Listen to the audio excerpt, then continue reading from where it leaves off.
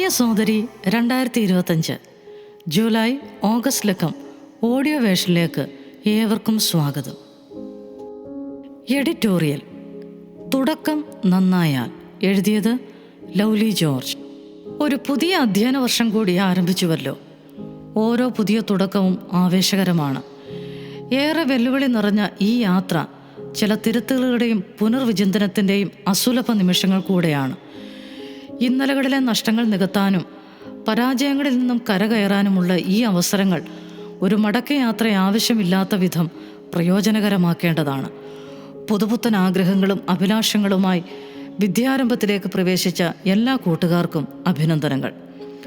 പുതിയ അധ്യയനവും പ്രതീക്ഷാനിർഭരമായിരിക്കണം. ഓരോ ചുവടുകളിലും മറഞ്ഞു കിടക്കുന്ന അനന്ത സാധ്യതകളെ കണ്ടുകൊണ്ട് വേണം ഈ യാത്ര തുടരാൻ. ജീവിതം വിജയിച്ചവരുടെ മാത്രമല്ല, പരാജിതരുടെയും നിരാശ്രിതരുടെയും കണ്ണീരും കയ്പും നിറഞ്ഞതും കൂടെയാണ്. വിജയിച്ചവരുടെ ജീവിതത്തെക്കുറിച്ച് മാത്രമേ ഇവിടെ വാഴ്ത്തുപാട്ടുകൾ കേൾക്കാറുള്ളൂ. പക്ഷേ ഇവിടെ എല്ലാവർക്കും ജീവിച്ചേ പറ്റൂ. ദൈവം തന്ന ജീവൻ തിരികെ എടുക്കുന്നത് വരെയും. അതുവരെയും മുന്നോട്ട് ജീവിക്കാനുള്ള പ്രേരണാ ഘടകം നമ്മുടെ ഉള്ളിലെ പ്രതീക്ഷകളാണ്. ഇന്നലെ വരെ എന്തു സംഭവിച്ചു എന്നത് മാത്രമല്ല, ഇനി എന്ത് ചെയ്യാൻ സാധിക്കുമെന്ന ചിന്തയാണ് ഓരോ ദിവസവും സ്വയം ചോദിക്കേണ്ടത്. വിദ്യാഭ്യാസം വ്യക്തിഗത വളർച്ചയ്ക്ക് കാരണമാകണം. ഒരു തലമുറയിൽ നിന്ന് അടുത്ത തലമുറയിലേക്ക് അറിവ് പകർന്നു നൽകുന്നത് വിദ്യാഭ്യാസത്തിലൂടെയാണ്. തങ്ങളുടെ മക്കൾക്ക് മികച്ച വിദ്യാഭ്യാസം നൽകണമെന്നാണ് എല്ലാ മാതാപിതാക്കളും ആഗ്രഹിക്കുന്നത്. വ്യക്തിത്വ വികസനം, പരസ്പര സ്നേഹം, ബഹുമാനം, ക്ഷമ, പക്വത തുടങ്ങി അനുകരണീയമായ പല നല്ല സ്വഭാവങ്ങളും ആർജിച്ചെടുക്കേണ്ടത് വിദ്യാഭ്യാസത്തിലൂടെയാണ്. പക്ഷേ ഇന്ന് വിദ്യാഭ്യാസം ധനസമ്പാദനത്തിനുള്ള മാർഗമായി മാത്രം മാറിക്കഴിഞ്ഞു. ഉയർന്ന ലക്ഷ്യത്തോടെയും ദൈവിക മാർഗനിർദ്ദേശങ്ങളോടെയും നമ്മുടെ ആഗ്രഹങ്ങളും അഭിലാഷങ്ങളുമായി നമുക്ക് യാത്ര തുടരാം. വിദ്യാഭ്യാസം മാത്രമല്ല, ജീവിതത്തിൻ്റെ ഓരോ ഏടുകളിലെയും ഏത് നല്ല തുടക്കങ്ങൾക്കും സർവശക്തനായ ദൈവത്തിൻ്റെ ഹിതമനുസരിച്ച് വേണം മുന്നോട്ട് നീങ്ങുവാൻ. ജ്ഞാനത്തിൻ്റെ ആരംഭമായവൻ തൻ്റെ മക്കളെക്കുറിച്ച് സകലവും നിർണയിച്ചിട്ടുണ്ട്. അത് തിരിച്ചറിഞ്ഞ് ആ നിയോഗം മനസ്സിലാക്കി ജീവിക്കുമ്പോഴാണ് നമ്മുടെ ജീവിതം അർത്ഥപൂർണമാകുന്നത്. പുതിയ സ്കൂൾ വർഷം മക്കളും മാതാപിതാക്കളും അറിയേണ്ടത്. എഴുതിയത് Annamma Mathew, Thadiyoor, headmistress, NMLP school. ജ്ഞാനികളിൽ ജ്ഞാനിയായ ശലോമോൻ രാജാവ് പറയുന്നു, യഹോവ ഭക്തി ജ്ഞാനത്തിൻ്റെ ആരംഭം ആകുന്നു. സദൃശ്യവാക്യങ്ങൾ 1:7. ജ്ഞാനത്തിൻ്റെ ഉറവിടം ദൈവമാണ്. ദൈവത്തിൻ്റെ ഒരു ശ്രേഷ്ഠ ഗുണം ദൈവം സർവജ്ഞാനിയാകുന്നു എന്നതാണ്. ദൈവത്തിൽ നിന്നുള്ള ജ്ഞാനം മനുഷ്യനെ ശരിയായ വെളിച്ചത്തിലേക്ക് നയിക്കുന്നു. ഇന്ത്യൻ പ്രസിഡൻ്റായിരുന്ന ഡോക്ടർ രാധാകൃഷ്ണനെ സമീപിച്ച് ഒരു വിദ്യാർത്ഥി തനിക്കൊരു നല്ല ഗുരുവിനെ കാണിച്ചു കൊടുക്കണമെന്ന് ആവശ്യപ്പെട്ടു. തൻ്റെ മുറിയിലേക്ക് ആനയിച്ച് അദ്ദേഹം ഇപ്രകാരം പറഞ്ഞു, അനുഗമിക്കുവാൻ കൊള്ളാവുന്ന ഏറ്റവും നല്ല ഗുരു സാക്ഷാൽ ശ്രീ യേശുക്രിസ്തു തന്നെ. യേശുക്രിസ്തുവിൽ വിശ്വസിച്ച് ദൈവമക്കളായി തീരുന്നവർക്ക് നല്ല ശിഷ്യരായിരിക്കാൻ സാധിക്കും. യഥാർത്ഥ ജ്ഞാനം പ്രാപിക്കുവാൻ കഴിയും. പുതിയ സ്കൂൾ വർഷത്തിലേക്ക് പ്രവേശിക്കുമ്പോൾ കുഞ്ഞുങ്ങളും മാതാപിതാക്കളും ചില നല്ല കാര്യങ്ങൾ അനുവർത്തിക്കേണ്ടതുണ്ട്. 1. ദൈവമക്കളായിരിക്കുക. ലോകം പിശാചിൻ്റെ അടിമത്തത്തിലാണ്. പിശാച് മനുഷ്യനെ വഴിതെറ്റിക്കുവാൻ സദാ പരിശ്രമിച്ചു കൊണ്ടിരിക്കുന്നു. മനുഷ്യനെ അന്ധകാരത്തിൽ തള്ളിയിടുക എന്നതാണ് പിശാചിൻ്റെ ലക്ഷ്യം. നാം പിശാചിൻ്റെ ഇഷ്ടത്തിന് ജീവിക്കുമ്പോൾ ദൈവത്തോട് പാപം ചെയ്യുന്നു. പാപം ചെയ്യുന്ന വ്യക്തി ദൈവത്തിൽ നിന്നും അകലുന്നു. പാപം ചെയ്ത് ദൈവത്തിൽ നിന്ന് അകലുന്ന മനുഷ്യൻ നശിക്കും. എന്നാൽ യേശുക്രിസ്തുവിനെ കർത്താവും രക്ഷിതാവുമായി സ്വീകരിച്ച് ദൈവത്തിന് കൊള്ളാവുന്നവരായി ജീവിക്കുന്നവർക്ക് അനുഗ്രഹിക്കപ്പെട്ട ഭാവി കരഗതമാക്കാം. ദൈവമക്കളായിരിക്കുന്നവരുടെ ജീവിതത്തിലെ പ്രത്യേകതകൾ: 1. മാതാപിതാക്കളെ അനുസരിക്കുന്നവരായിരിക്കും. 2. ആത്മീക കാര്യങ്ങൾക്ക് മുൻതൂക്കം കൊടുക്കുന്നവരായിരിക്കും. സൺഡേ സ്കൂൾ, VBS, സഭയിലെ ആരാധന തുടങ്ങിയ എല്ലാ ആത്മീക ശുശ്രൂഷകളിലും സംബന്ധിക്കുന്നവർ ആയിരിക്കും. 3. പ്രാർത്ഥനാ ജീവിതം ഉള്ളവർ ആയിരിക്കും. രാവിലെ എഴുന്നേൽക്കുമ്പോഴും വൈകുന്നേരം കിടക്കുന്നതിന് മുമ്പും ദൈവത്തിന് നന്ദി അർപ്പിച്ച് പ്രാർത്ഥിക്കും. 4.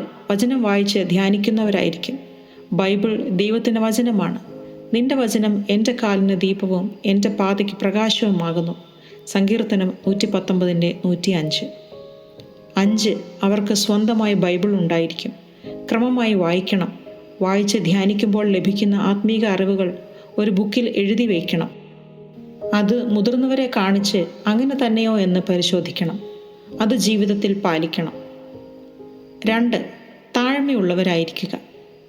അധ്യാപകരെയും മാതാപിതാക്കളെയും മുതിർന്നവരെയും ബഹുമാനിക്കുക. സഹപാഠികളെ സ്നേഹിക്കുക. പ്രശ്നങ്ങൾ ഉണ്ടാക്കുന്നവരാകരുത്. നമ്മുടെ ശാന്തതയും സൗമ്യതയും സത്യസന്ധതയും സ്നേഹവും മറ്റുള്ളവരിലേക്ക് പകരുന്നവരായിരിക്കുക. താഴ്മ താൻ അഭ്യുന്നതി എന്ന വള്ളത്തോളിൻ്റെ കവിവാക്യം ഇവിടെ ശ്രദ്ധേയമാണ്. തന്നെത്താൻ താഴ്ത്തുന്നവൻ എല്ലാം ഉയർത്തപ്പെടും. മത്തായി 23:12. 3. താലന്തുകളെ പരിപോഷിപ്പിക്കുക. ദൈവം എല്ലാവർക്കും കൃപാവരങ്ങളെ പകുത്തു കൊടുക്കുന്നവനാണ്. ഇത് മറ്റുള്ളവരുടെ പ്രയോജനത്തിനാണ്. അവരവർക്ക് ദൈവം നൽകിയിരിക്കുന്ന താലന്ത് എന്താണെന്ന് കണ്ടുപിടിച്ച് അതിനെ പരിപോഷിപ്പിക്കണം.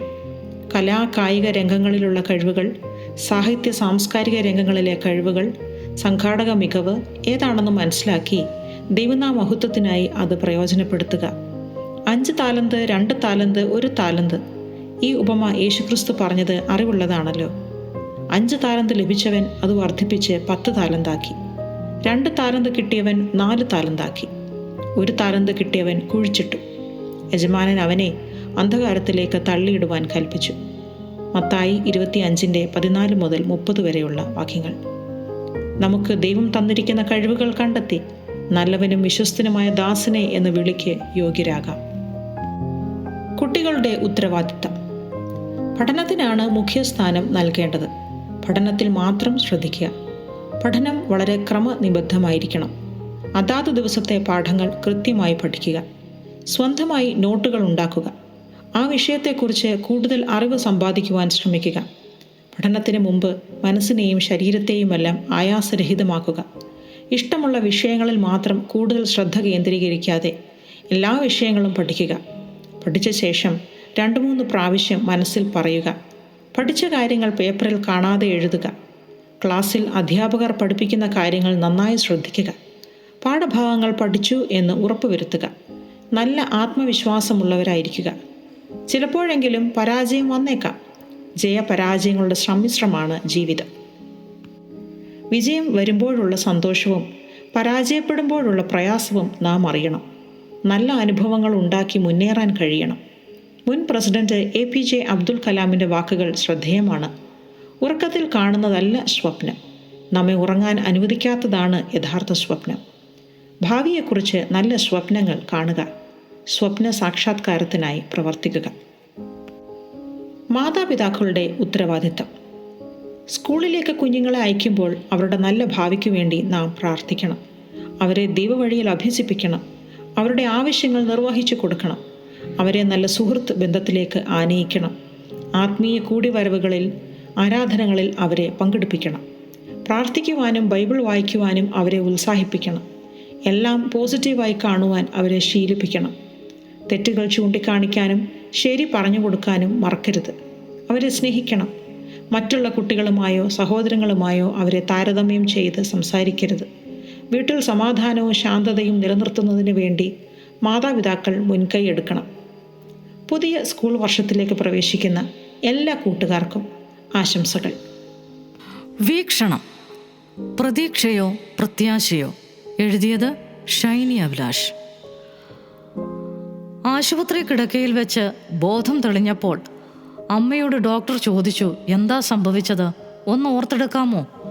അപ്പോൾ അമ്മ പറഞ്ഞു, ഞാൻ കാൽ തന്നെ വീണതാണ്, എനിക്ക് വേറൊന്നും സംഭവിച്ചിട്ടില്ല എന്ന്.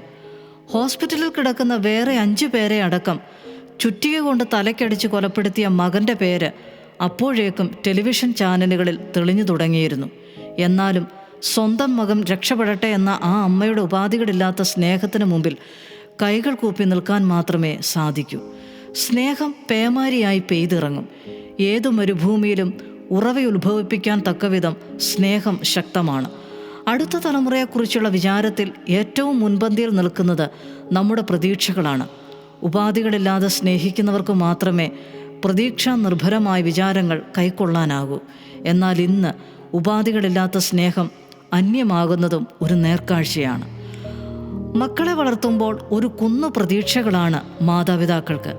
എന്നാൽ ഒരു തലമുറയെ വാർത്തെടുക്കുന്നതിൽ വേണ്ടത് പ്രതീക്ഷകൾ മാത്രമല്ല, ദൈവത്തിലുള്ള അതിരറ്റ പ്രത്യാശ കൂടെയാണ്. ഈ പ്രത്യാശയിലേക്ക് ഒരു വ്യക്തി എത്തുക ഓരോ പിറവിയും അതുല്യമാണെന്നുള്ള തിരിച്ചറിവിൽ നിന്നാകണം. കാനാവിലെ കല്യാണ വിരുന്ന് വീട്ടിൽ യേശു പച്ചവെള്ളത്തെ വീഞ്ഞാക്കിയ സംഭവത്തെ യേശു ചെയ്ത അത്ഭുതങ്ങളിൽ ആദ്യത്തേതായി യോഹന്നാൻ നമുക്ക് മുമ്പിൽ കാട്ടിത്തരുന്നുണ്ട്. വിരുന്ന് വീട്ടിലെ വീഞ്ഞിൻ്റെ അഭാവം തിരിച്ചറിയുന്ന അമ്മ ആ വിവരം മകനായ യേശുവിനെ അറിയിക്കുന്നു. ഇത് വളരെ സാധാരണമായ ഒരു കാര്യമായി തോന്നിയേക്കാം. എന്നാൽ യേശുവിൻ്റെ മറുപടി ഒരു ചോദ്യമായിരുന്നു, തികച്ചും അപ്രതീക്ഷിതമായൊരു ചോദ്യം. സ്ത്രീയെ, എനിക്കും നിനക്കും തമ്മിലെന്ത്? തൻ്റെ ഉദരത്തിൽ നിന്നും പുറപ്പെട്ടവനെക്കുറിച്ചുള്ള കൃത്യമായ അറിവുകൊണ്ടാവണം മകനെ ഈ അവസ്ഥ അറിയിക്കുവാൻ അവൾ ഉത്സാഹം കാണിച്ചത്. എന്നാൽ അപ്രതീക്ഷിതമായി കിട്ടിയ മറുചോദ്യത്തിൽ അവൾ എത്തിച്ചേരുന്നൊരു തിരിച്ചറിവുണ്ട്. ആ തിരിച്ചറിവ് ഒരു സമയത്തിനു വേണ്ടി കാത്തിരിക്കണം എന്നതാണ്. ആ സമയത്തിന് മുമ്പിൽ അവളുടെ ഒരു അറിവുകൾക്കും സ്ഥാനമില്ല എന്നതാണ് മറ്റൊരു തിരിച്ചറിവ്. ദൈവഹിതം നിറവേറ്റാൻ മക്കളെ പ്രാപ്തരാക്കിയെടുക്കുക, ആ സമയം വരെ കാത്തിരിക്കുക, അവരുടെ കഴിവുകൾ തിരിച്ചറിഞ്ഞ് അവരെ അതിനായി ശക്തരാക്കിയെടുക്കുക, ഇതെല്ലാം ദൈവാത്മാവിൻ്റെ സഹവാസം അനുഭവിക്കുന്ന ഏതൊരു മാതാവിൽ നിന്നും പുറത്തു വരേണ്ടതാണ്. ഇതുവരെ അവളിൽ അവനെക്കുറിച്ചുള്ള പ്രതീക്ഷകളാണ് ഉണ്ടായിരുന്നത്. എന്നാൽ ഇവിടുന്ന് അങ്ങോട്ട് പ്രത്യാശയാണ്. ആ പ്രത്യാശയുടെ വാക്കുകളാണ് പിന്നെ അവളിൽ നിന്നും പുറത്തു വന്നത്. അവൻ എന്തെങ്കിലും കൽപ്പിച്ചാൽ അത് ചെയ്യുവീൻ എന്ന്.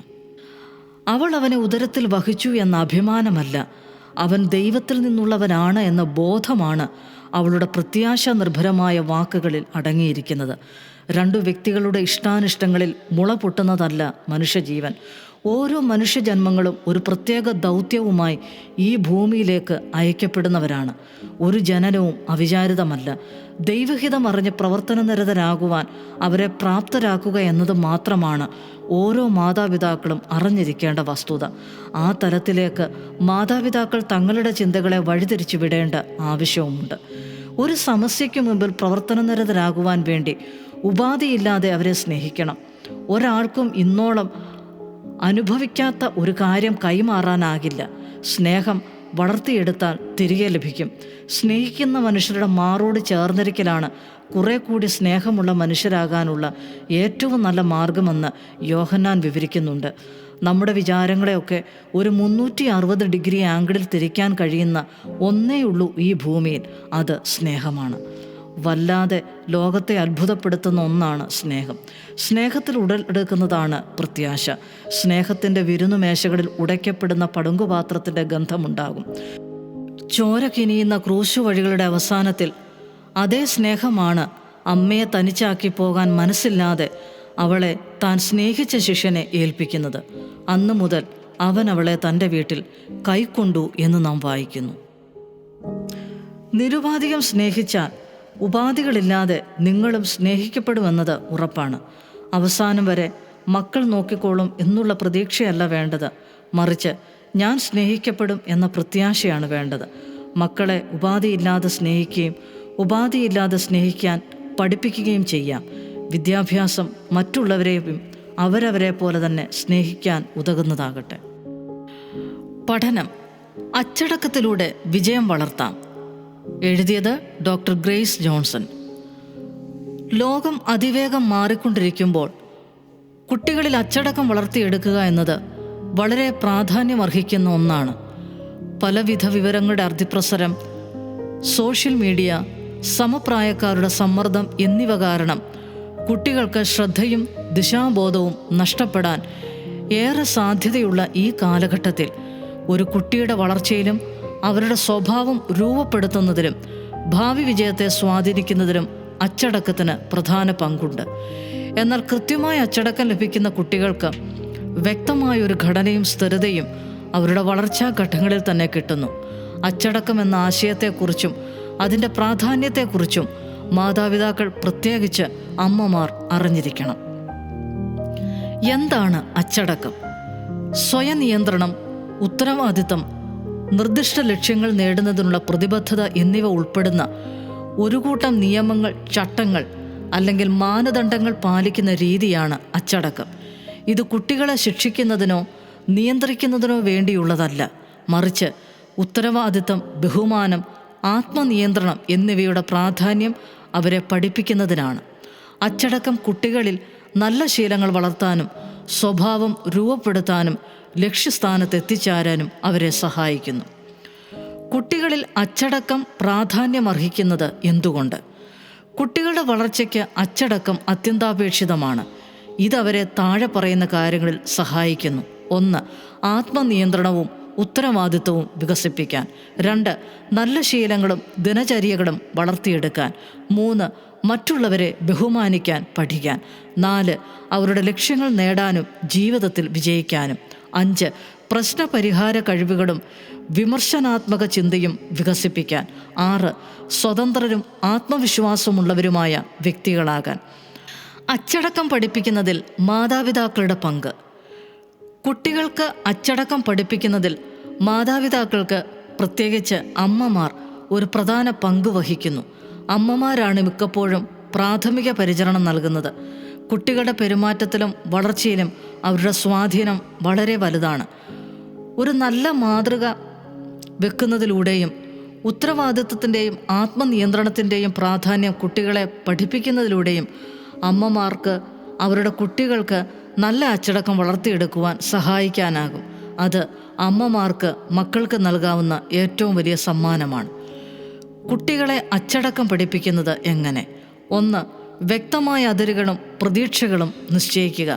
കുട്ടികളിൽ നിന്ന് എന്തു പ്രതീക്ഷിക്കുന്നു എന്ന് അവർക്ക് മനസ്സിലാക്കാൻ വ്യക്തമായ അതിരുകളും അത് ലംഘിക്കുമ്പോൾ ഉണ്ടാകുന്ന അനന്തരഫലങ്ങളും എന്താണെന്ന് അവരെ പറഞ്ഞ് മനസ്സിലാക്കുക. അച്ചടക്കത്തിൻ്റെ പ്രാധാന്യം കുട്ടികൾ മനസ്സിലാക്കുന്നു എന്നുറപ്പാക്കാൻ സ്ഥിരത വളരെ പ്രധാനമാണ്. 2. പ്രോത്സാഹനം നൽകുക. നല്ല പെരുമാറ്റങ്ങളെ അഭിനന്ദിക്കുകയും അവരുടെ മികവിനെ പ്രോത്സാഹിപ്പിക്കുകയും ചെയ്യുന്നത് കുട്ടികളിൽ ആത്മാഭിമാനം വളർത്താൻ സഹായിക്കുന്നു. അച്ചടക്കം പഠിപ്പിക്കുന്നതിൽ പ്രോത്സാഹനം ഒരു ഫലപ്രദമായ ഉപാധിയാണ്. 3. നല്ല മാതൃകയാവുക. കുട്ടികളുടെ ആദ്യത്തേതും പ്രധാനപ്പെട്ടതുമായ മാതൃക അവരുടെ മാതാപിതാക്കൾ തന്നെയാണ്. അവർ എല്ലാ കാര്യത്തിലും ആദ്യം നിരീക്ഷിക്കുന്നതും അനുകരിക്കാൻ ശ്രമിക്കുന്നതും മാതാപിതാക്കളെയാണ്. മാതാപിതാക്കളുടെ സംസാരം, പെരുമാറ്റം, പ്രതികരണങ്ങൾ, മൂല്യങ്ങൾ എന്നിവയെല്ലാം കുട്ടികൾ ശ്രദ്ധിക്കുകയും തങ്ങളുടെ ജീവിതത്തിലേക്ക് പകർത്തുകയും ചെയ്യുന്നു. നല്ല ശീലങ്ങളും മൂല്യങ്ങളും കുട്ടികളിൽ വളർത്തുന്നതിൽ മാതാപിതാക്കൾക്ക് വലിയ പങ്കുണ്ട്. അതിനാൽ മാതാപിതാക്കൾ നല്ല പെരുമാറ്റത്തിന് മാതൃകയാകേണ്ടത് അത്യാവശ്യമാണ്. അച്ചടക്കവും ഉത്തരവാദിത്വവും പ്രകടിപ്പിക്കുന്നതിലൂടെ മാതാപിതാക്കൾക്ക് ഈ മൂല്യങ്ങളുടെ പ്രാധാന്യം കുട്ടികൾക്ക് കാണിച്ചു കൊടുക്കാൻ കഴിയും. പ്രശ്നപരിഹാര കഴിവുകൾ പഠിപ്പിക്കുക. വിമർശനാത്മകമായി ചിന്തിക്കാനും പ്രശ്നപരിഹാര കഴിവുകൾ വികസിപ്പിക്കാനും കുട്ടികളെ പ്രോത്സാഹിപ്പിക്കുന്നത് അവരെ സ്വതന്ത്രരും ആത്മവിശ്വാസമുള്ളവരുമായി മാറാൻ സഹായിക്കുന്നു. ഘടനയും ദിനചര്യയും കുട്ടികളുടെ വളർച്ചയിൽ. സുരക്ഷിതത്വ ബോധം. ഒരു ചിട്ടയായ ദിനചര്യ കുട്ടികൾക്ക് സുരക്ഷിതത്വ ബോധം നൽകുന്നു. അടുത്തതായി എന്ത് സംഭവിക്കുമെന്ന് അവർക്ക് അറിയാവുന്നത് കൊണ്ട് അനിശ്ചിതത്വം കുറയുകയും അവർക്ക് കൂടുതൽ ആത്മവിശ്വാസം തോന്നുകയും ചെയ്യും. ഇത് അവരുടെ മാനസികാരോഗ്യത്തിന് വളരെ പ്രധാനമാണ്. സ്ഥിരതയും പ്രവർത്തനക്ഷമതയും. സ്ഥിരമായൊരു ദിനചര്യ കുട്ടികളുടെ ജീവിതത്തിൽ സ്ഥിരത ഉറപ്പാക്കുന്നു. ഇത് അവരുടെ പെരുമാറ്റത്തിലും വികാരങ്ങളിലും കൂടുതൽ സ്ഥിരത കൊണ്ടുവരുവാൻ സഹായിക്കും. എപ്പോൾ കഴിക്കണം, എപ്പോൾ ഭക്ഷണം കഴിക്കണം, എപ്പോൾ പഠിക്കണം എന്നതിനെക്കുറിച്ചുള്ള വ്യക്തമായ ധാരണ അവർക്ക് കാര്യങ്ങൾ എളുപ്പമാക്കുന്നു. നല്ല ശീലങ്ങൾ വളർത്തുന്നു. കൃത്യമായ ദിനചര്യകൾ വഴി കുട്ടികളിൽ നല്ല ശീലങ്ങൾ വളർത്താൻ സാധിക്കും. ഉദാഹരണത്തിന്, എല്ലാ ദിവസവും ഒരേ സമയം ഉറങ്ങാനും ഉണരാനും പഠിപ്പിക്കുന്നത് നല്ല ഉറക്കശീലങ്ങൾ വളർത്താൻ സഹായിക്കും. അതുപോലെ ഭക്ഷണം കഴിക്കുന്നതിനും പഠിക്കുന്നതിനും കളിക്കുന്നതിനും കൃത്യമായ സമയം നിശ്ചയിക്കുന്നത് ഉത്തരവാദിത്വ ബോധം വളർത്തും. സ്വയം നിയന്ത്രണം പഠിക്കുന്നു. ദിനചര്യകൾ പാലിക്കുന്നത് കുട്ടികളെ സ്വയം നിയന്ത്രിക്കാനും സമയം ഫലപ്രദമായി വിനിയോഗിക്കാനും പഠിപ്പിക്കുന്നു. ഇത് ഭാവിയിൽ അവർക്ക് വളരെ പ്രയോജനകരമായ ഒരു കഴിവായി മാറുന്നു. സമ്മർദ്ദം കുറയ്ക്കുന്നു.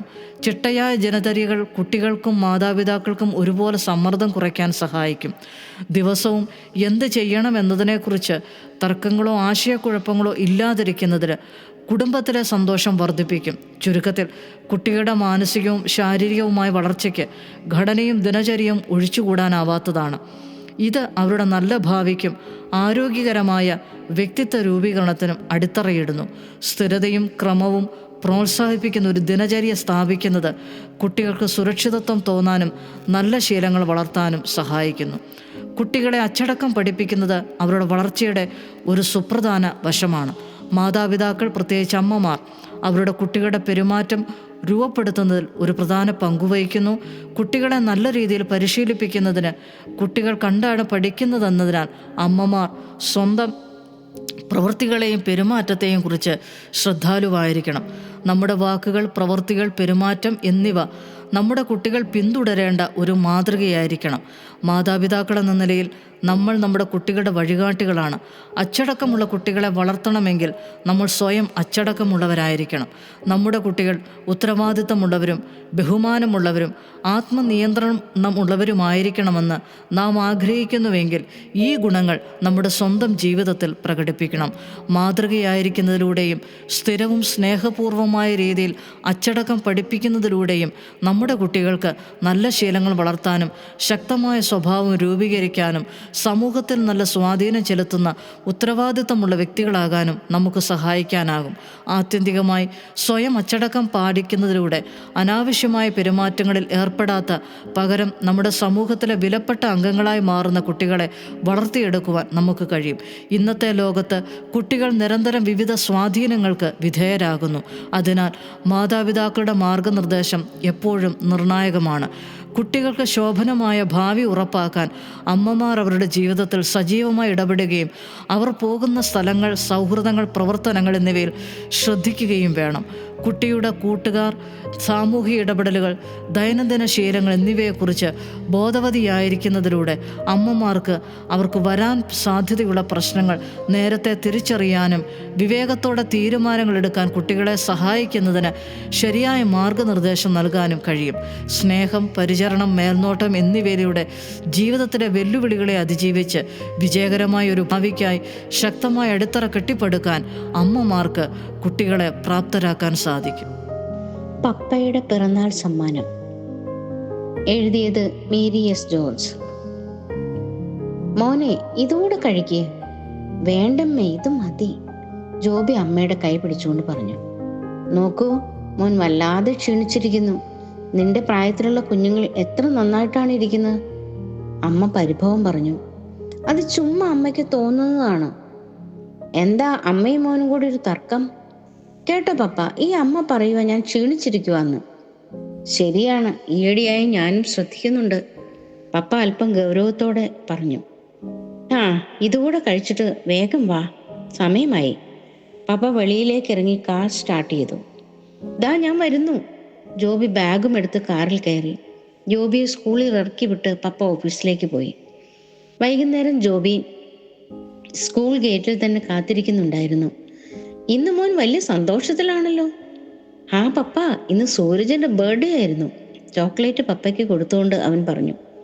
ബർത്ത്ഡേക്ക് അവൻ്റെ അച്ഛൻ എന്താ സമ്മാനം കൊടുത്തതെന്നറിയോ? ഹീറോയുടെ ഒരു സൈക്കിൾ. അതിലാണ് ഇന്ന് അവൻ സ്കൂളിൽ വന്നത്. എൻ്റെ ബർത്ത്ഡേക്ക് പപ്പ എന്താണ് എനിക്ക് വാങ്ങിത്തരുന്നത്? അവൻ പപ്പയുടെ മുഖത്തേക്ക് നോക്കി. അതിന് ഇനിയും മാസങ്ങളുണ്ടല്ലോ. അപ്പോൾ പപ്പ മോന് സർപ്രൈസായി ഒരു സമ്മാനം തരുന്നുണ്ട്. ആ, അത് മതി. ജോബി സന്തോഷത്തോടെ തലയാട്ടി. വിശേഷങ്ങൾ ഓരോന്ന് പറഞ്ഞ് വീടെത്തിയത് അറിഞ്ഞില്ല. ജോബി കാറിൽ നിന്ന് ഇറങ്ങിയ ഉടനെ അകത്തേക്ക് ഓടി മിഠായി അമ്മയ്ക്ക് കൊടുത്തു. ഇന്ന് ആരുടെ ബർത്ത്ഡേ ആയിരുന്നു? മിഠായി വാങ്ങിച്ചുകൊണ്ട് അമ്മ ചോദിച്ചു. സൂരജിന്റെ. പിന്നെ അമ്മേ, അവൻ്റെ അച്ഛൻ ബർത്ത്ഡേ ഗിഫ്റ്റായി ഒരു ഉഗ്രൻ സൈക്കിളാണ് വാങ്ങിക്കൊടുത്തത്. എൻ്റെ ബർത്ത്ഡേക്കും പപ്പ എനിക്കൊരു സർപ്രൈസ് ഗിഫ്റ്റ് വാങ്ങിത്തരുമെന്ന് പ്രോമിസ് ചെയ്തിട്ടുണ്ട്. ആഹാ, കൊള്ളാലോ. വാ മോൻ, അമ്മ സ്പെഷ്യൽ ഉണ്ടാക്കി വെച്ചിട്ടുണ്ട്. ആണോ? ദാ വന്നു. അവൻ കുളിച്ച് ഉടുപ്പ് മാറി വന്നു. അമ്മ അവൻ്റെ തലയിൽ തലോടിക്കൊണ്ട് പറഞ്ഞു. ഞാൻ രാവിലെ വെറുതെ പറഞ്ഞതല്ല, എൻ്റെ മോൻ ഒത്തിരി ക്ഷീണിച്ചു പോയി. ശരി ശരി, ഈ അമ്മയുടെ ഒരു കാര്യം. അങ്ങനെ ദിവസങ്ങൾ കടന്നുപോയി. ഒരു ദിവസം പപ്പയ്ക്ക് ജോബിയുടെ ടീച്ചറിൻ്റെ ഒരു ഫോൺ കോൾ വന്നു. സാർ, സ്കൂൾ വരെ ഒന്ന് വരുമോ? എന്താ മാഡം? പപ്പ പരിഭ്രമത്തോടെ ചോദിച്ചു. ജോബിയുടെ ഒരു കാര്യം പറയാനാ, ടീച്ചർ പറഞ്ഞു നിർത്തി. എന്താ, അവൻ വല്ല പ്രോബ്ലംസ് ഉണ്ടാക്കിയോ? ഏയ് ഇല്ല, എല്ലാം ഇവിടെ വന്നിട്ട് പറയാം. ടീച്ചർ ഫോൺ കട്ട് ചെയ്തു. പപ്പ വേഗം സ്കൂളിലെത്തി. അപ്പോൾ പ്രിൻസിപ്പളിൻ്റെ റൂമിൽ ജോബി വളരെ അവശനായിരിക്കുന്നത് കണ്ടു. പപ്പ ഓടി അവൻ്റെ അടുത്തെത്തി. മോനെ, നിനക്ക് എന്താ പറ്റിയത്? നീ വല്ലാതെ ഇരിക്കുന്നല്ലോ. എനിക്കൊന്നുമില്ല പപ്പ, ഇടർന്ന ശബ്ദത്തോടെ അവൻ പപ്പയോട് പറഞ്ഞു. മാഡം, എന്താണ് എൻ്റെ കുഞ്ഞിന് പറ്റിയത്? പേടിക്കാനൊന്നുമില്ല. ജോബി ക്ലാസ്സിലൊന്ന് കുഴഞ്ഞു വീണു. ഞങ്ങൾ ഫസ്റ്റ് എയ്ഡ് എല്ലാം കൊടുത്തിട്ടുണ്ട്. സാർ അവനൊരു ഹോസ്പിറ്റൽ കാണിച്ചാൽ നന്നായിരിക്കും, പ്രിൻസിപ്പൽ പറഞ്ഞു. പപ്പ അവനെയും കൂട്ടി വേഗം ടൗണിലുള്ള മൾട്ടി സ്പെഷ്യാലിറ്റി ഹോസ്പിറ്റലിലേക്ക് പാഞ്ഞു. എമർജൻസിയിലേക്കാണ് ആദ്യം പോയത്. അവിടെ അവനെ കുറേ ടെസ്റ്റുകൾക്ക് വിധേയനാക്കി. അതെല്ലാം കഴിഞ്ഞപ്പോൾ അവനെ ഹോസ്പിറ്റലിൽ അഡ്മിറ്റ് ചെയ്തു. ഡോക്ടർ ജോബിൻ്റെ പപ്പയെ വിളിച്ച് കാര്യങ്ങൾ വിശദീകരിച്ചു. ജോബിൻ്റെ രോഗം അല്പം സീരിയസ് ആണ്. ഹൃദയത്തിന് വരുന്ന ഒരു അപൂർവ രോഗമാണ് അവനെ ബാധിച്ചിരിക്കുന്നത്. മരുന്നുകൊണ്ട് മാറുമെങ്കിൽ നല്ലത്, അല്ലെങ്കിൽ ഹൃദയം മാറ്റിവെക്കേണ്ടി വരും. ഞങ്ങളുടെ ഭാഗത്തു നിന്ന് ഞങ്ങൾ പരമാവധി ശ്രമിക്കും, ഡോക്ടർ ഉറപ്പ് നൽകി. ഡോക്ടർ, എങ്ങനെയെങ്കിലും എൻ്റെ മോനെ രക്ഷിക്കണം. പപ്പയുടെ ശബ്ദമിടറി. നമുക്ക് നോക്കാം, ധൈര്യമായിരിക്കെ. ആദ്യം ഒരു ഡോണറെ കണ്ടുപിടിക്കണം. അത് അവൻ്റെ ഹൃദയവുമായി മാച്ച് ചെയ്ത് സർജറി എളുപ്പം ചെയ്യാം. ശരി ഡോക്ടർ, അങ്ങനെ ആകട്ടെ. ഇത് പറഞ്ഞ് പപ്പ എഴുന്നേറ്റ് ഇടർന്ന കാൽവെപ്പോടെ ജോബിൻ്റെ മുറിയിലേക്ക് പോയി. കരഞ്ഞു വെറുതെ കണ്ണുകളുമായി അമ്മ ജോബിൻ്റെ മുറിയിൽ അവൻ്റെ അടുത്ത് തന്നെ ഇരിക്കുന്നുണ്ടായിരുന്നു. ഡോക്ടർ എന്തു പറഞ്ഞു? ആകാംക്ഷയോടെ അമ്മ തിരക്കി. സാരമില്ലെന്നാണ് പറഞ്ഞത്. ഒരുപക്ഷെ ഒരു ഓപ്പറേഷൻ വേണ്ടി വന്നേക്കാം, പിന്നെ എല്ലാം ശരിയാകും. ഇത് കേട്ട ജോബി പപ്പയോട് പറഞ്ഞു. ഞാൻ മരിച്ചുപോയാൽ പപ്പ വിഷമിക്കരുത് കേട്ടോ. പപ്പ അവനെ ചേർത്ത് പിടിച്ച് വിങ്ങിക്കരഞ്ഞു. പരിശോധനകളും മരുന്നുകളുമായി ദിവസങ്ങളും മാസങ്ങളും കടന്നുപോയി. ജോബിൻ്റെ ആരോഗ്യസ്ഥിതി മോശമായിക്കൊണ്ടിരുന്നു. ഇനി മരുന്നുകൊണ്ട് മാറും എന്ന് തോന്നുന്നില്ല. ഡോണറെ കിട്ടിയാൽ നമുക്ക് എത്രയും പെട്ടെന്ന് സർജറി നടത്തണം, ഡോക്ടർ പറഞ്ഞു. ഡോണറെ ഞാൻ കൊണ്ടുവരും. ഡോക്ടർ സർജറിക്ക് വേണ്ട ഏർപ്പാടുകൾ ചെയ്തോളൂ, പപ്പ ഡോക്ടറോട് പറഞ്ഞു. ശരി, ഡോക്ടർ സമ്മതിച്ചു. കുറച്ച് ഫോർമാലിറ്റീസ് എല്ലാം പൂർത്തിയാക്കാനുണ്ട്. അത് കഴിഞ്ഞാൽ നമുക്ക് ഉടനെ ചെയ്യാം. അങ്ങനെ ജോബിൻ്റെ സർജറി വളരെ വിജയകരമായി പൂർത്തിയായി. അധികം വൈകാതെ ആശുപത്രിയിൽ നിന്നും ഡിസ്ചാർജ് ചെയ്ത് അവൻ വീട്ടിലെത്തി. അന്നൊരു പ്രത്യേകതയുള്ള ദിവസമായിരുന്നു, അവൻ്റെ ബർത്ത്ഡേ. പക്ഷേ പപ്പയെ അന്വേഷിച്ചിട്ട് അവിടെ എങ്ങും കണ്ടില്ല. ചോദിച്ചിട്ട് ആരും ഒന്നും പറയുന്നുമില്ല. അവൻ തൻ്റെ മുറിയിൽ കയറി. അത് അതിമനോഹരമായി അലങ്കരിച്ചിരിക്കുന്നത് കണ്ട് അവൻ അതിശയിച്ചു പോയി. അപ്പോൾ അവൻ്റെ കണ്ണ് മേശപ്പുറത്തിരുന്ന ഒരു കവറിൽ ഉടക്കി. അവൻ ആകാംക്ഷയോടെ ആ കവർ തുറന്നു വായിച്ചു. മോനെ, ഈ കത്ത് നീ വായിക്കുകയാണെങ്കിൽ എല്ലാ കാര്യങ്ങളും നന്നായി നടന്നിട്ടുണ്ടാകും എന്ന് കരുതുന്നു. മോൻ്റെ ബർത്ത്ഡേക്ക് പപ്പ ഒരു സർപ്രൈസ് ഗിഫ്റ്റ് തരാമെന്ന് പറഞ്ഞില്ലേ? അതെ, നിന്റെ ബർത്ത്ഡേക്ക് പപ്പായുടെ ഹൃദയമാണ് നിനക്ക് സമ്മാനമായി നൽകിയിട്ടുള്ളത്. അത്രമാത്രം പപ്പ മോനെ സ്നേഹിക്കുന്നു. അവൻ്റെ കണ്ണിൽ നിന്നും കണ്ണുനീർ ധാരധാരയായി ഒഴുകി. ആ കത്ത് അവൻ നെഞ്ചോട് ചേർത്ത് പൊട്ടിക്കരഞ്ഞു. കൂട്ടുകാരെ, തൻ്റെ ഹൃദയം മകന് നൽകി ജീവൻ വെടിഞ്ഞ് അവനെ സ്നേഹിച്ച ഒരു പപ്പയുടെ കഥ നിങ്ങൾ വായിച്ചുവല്ലോ. അതുപോലെ പാപത്തിൻ്റെ ശിക്ഷയായ നരകത്തിൽ നിന്നും നമ്മെ രക്ഷിക്കുവാൻ യേശു കർത്താവ് നമുക്ക് പകരമായി ക്രൂസിൽ തൻ്റെ ജീവൻ വെടിഞ്ഞു. ദൈവത്തിന് നമ്മോടുള്ള സ്നേഹം എത്രമാത്രം വലുതാണ്. യേശു ക്രിസ്തു മരിച്ചതുകൊണ്ട് നാം ഇന്ന് ജീവിക്കുന്നു. ബൈബിളിൽ നാം ഇപ്രകാരം വായിക്കുന്നു. തൻ്റെ ഏകജാതനായ പുത്രനിൽ വിശ്വസിക്കുന്ന ഏവനും നശിച്ചു പോകാതെ നിത്യജീവൻ പ്രാപിക്കേണ്ടതിന് ദൈവം അവന് നൽകുവാൻ തക്കവണ്ണം ലോകത്തെ സ്നേഹിച്ചു. യോഹന്നാൻ 3:16. ആ ദൈവത്തെ നമുക്ക് സ്നേഹിക്കാം. സാമുവൽ മോറിസ് എന്ന ഗോതമ്പ് മണി. എഴുതിയത് ടൈനി പ്രിൻസ്. ഇരുണ്ട ഭൂഖണ്ഡം എന്ന് അറിയപ്പെട്ടിരുന്ന ആഫ്രിക്കയിലേക്ക് മിഷണറിമാർ അമേരിക്കയിൽ നിന്നും യൂറോപ്പിൽ നിന്നും പോയിട്ടുള്ളതായി നമുക്കറിയാം. എന്നാൽ ആഫ്രിക്കയിൽ നിന്ന് അമേരിക്കയിലേക്ക് മിഷണറിയായി പോയ വ്യക്തിയെ അറിയാമോ? അദ്ദേഹമാണ് കബു എന്ന സാമുവൽ മോറിസ്. ആഫ്രിക്കയുടെ പടിഞ്ഞാറ് അറ്റ്ലാന്റിക് സമുദ്രത്തിൻ്റെ തീരത്ത് സ്ഥിതി ചെയ്യുന്ന ഒരു ചെറിയ രാജ്യമാണ് ലൈബീരിയ. പല ഗോത്രവർഗക്കാർ അവിടെ വസിച്ചിരുന്നു. ക്രൂ എന്ന സമാധാനകാംക്ഷികളായ ഒരു ഗോത്രത്തിലെ തലവൻ്റെ മകനായിരുന്നു കബു. 1873 അവൻ്റെ ജനനം. മാതാപിതാക്കളുടെ അരുമയായിരുന്നു അവൻ. സന്തോഷകരമായ ദിനങ്ങളിൽ ഒന്നിൽ ക്രൂ ഗോത്രത്തിൻ്റെ പ്രധാന ശത്രുക്കളായ ഗ്രബോസ് എന്ന ഘോരന്മാരായ ഗോത്രക്കാരുടെ ആക്രമണം ഉണ്ടാവുകയും 13 വയസ്സ് മാത്രം പ്രായമുള്ള കബുവിനെ അവർ പിടിച്ചു കെട്ടി കൊണ്ടുപോവുകയും ചെയ്തു. തങ്ങൾക്ക് ആവശ്യമുള്ള ഭക്ഷണം എല്ലാ ദിവസവും ക്രൂ ഗോത്രക്കാർ കൊണ്ടു കൊടുക്കണമെന്നും അവർ ആവശ്യപ്പെട്ടു. അങ്ങനെ അവർ ഭക്ഷണം കൊടുക്കുവാൻ ചെല്ലുമ്പോഴൊക്കെയും അവരുടെ മുൻപിൽ വെച്ച് കബുവിനെ ഒരു മരത്തിൽ ബന്ധിച്ച് ക്രൂരമായി മർദ്ദിക്കുമായിരുന്നു. അടുത്ത ദിവസം കൂടുതൽ ഭക്ഷണം ലഭിക്കുവാൻ വേണ്ടിയായിരുന്നു ഈ മർദ്ദനമുറകൾ. എന്നാൽ ദിവസങ്ങൾ കഴിയും തോറും ഭക്ഷണത്തിൻ്റെ അളവ് കുറഞ്ഞതല്ലാതെ കൂടിയില്ല. എന്നാൽ മർദ്ദനങ്ങൾക്ക് ഒരു കുറവും ഉണ്ടായില്ല താനും. തൻ്റെ പിതാവ് തന്നെ രക്ഷിക്കുവാൻ വരുമെന്ന് അവൻ അതിയായി ആഗ്രഹിച്ചു. പക്ഷേ ഒരിക്കൽ പോലും അദ്ദേഹം വന്നില്ല.